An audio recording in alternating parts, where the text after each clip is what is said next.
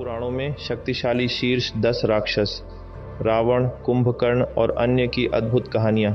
पुराणों की रहस्यमयी भूमियों की यात्रा में आपका स्वागत है, जहाँ नायक और खलनायक केवल पात्र नहीं, बल्कि ब्रह्मांडीय संतुलन के प्रतीक हैं।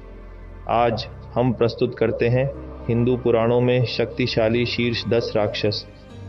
हमारे साथ जुड़ें, क्योंकि हम बल, चतुराई और जादू की उन महाकाव्य कहानियों का अन्वेषण करते हैं जिन्होंने पीढ़ियों को मंत्रमुग्ध किया है। हिंदू पुराणों में राक्षसों को अक्सर शक्तिशाली दानवों के रूप में दर्शाया जाता है, कभी कभी बुरे, कभी कभी धार्मिक, लेकिन हमेशा भयानक। ये प्राणी अलौकिक शक्तियों से युक्त होते हैं और विभिन्न महाकाव्य कथाओं में महत्वपूर्ण भूमिका निभाते हैं। 10वें नंबर पर हमारे पास है कबंध, एक भयानक दानव जिसका रूप उसकी शक्ति जितना ही भयानक था। मूल रूप से एक दिव्य प्राणी, उसे रामायण में भगवान राम द्वारा मुक्त किए जाने तक एक दानव के रूप में जीवन बिताने का शाप दिया गया था। 9वें नंबर पर है मारीच, जो अपनी रूप बदलने की क्षमता और सीता के अपहरण में अपनी भूमिका के लिए जाना जाता है, जो रामायण की कथानक के लिए महत्वपूर्ण है। उसकी चालाकी और धोखेबाजी की कोई सीमा नहीं थी। 8वें स्थान पर है घटोत्कच, भीम का पुत्र।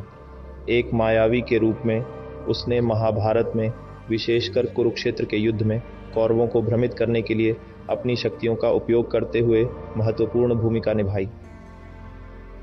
7वें नंबर पर है शूर्पणखा, रावण की बहन।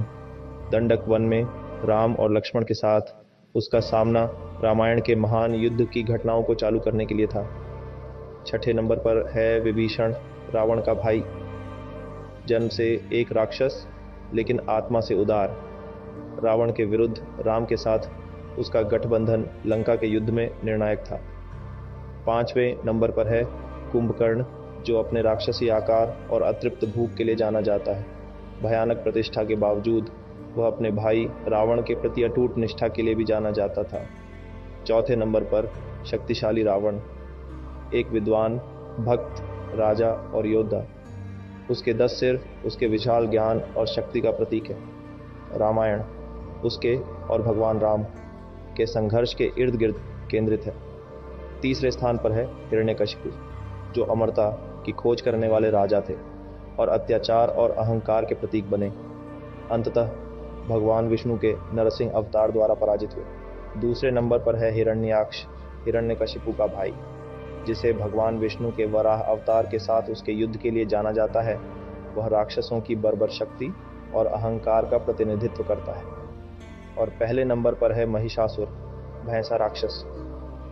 उसकी कथा नवरात्रि उत्सव के केंद्र में है, जो बुराई पर अच्छाई की जीत का प्रतीक है, क्योंकि उसे देवी दुर्गा ने पराजित किया था। हिंदू पौराणिक कथाओं से ये शक्ति, वीरता और रहस्यमयी कहानियाँ हमें अच्छाई और बुराई, शक्ति और अत्याचार के बीच की बारीक रेखा की याद दिलाती।